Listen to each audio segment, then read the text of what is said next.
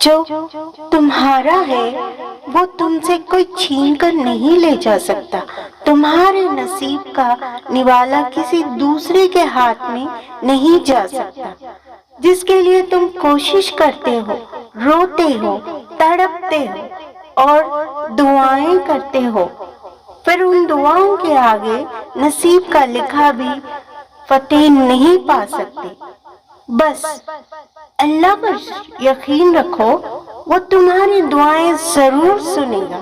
یہ تیری مصلحت ہے تو فی الحال جان نہیں سکتا، وہ کن کہے گا فیکن ہو جائے گا۔ یاد رکھنا، پھر کوئی بھی اس کے فیصلوں کے آگے سر نہیں اٹھا سکتا۔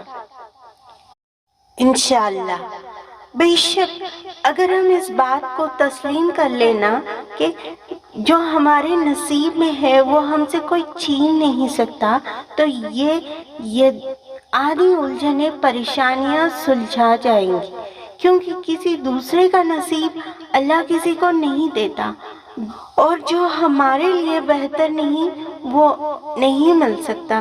جو نصیب میں ہے وہ جہاں بھی ہے اللہ ہمیں اس سے ملوا ہی دیتا ہے، وسیلے بنا ہی دیتا ہے، اور جو نصیب میں نہ ہو وہ آ کر بھی چلے جائے گا۔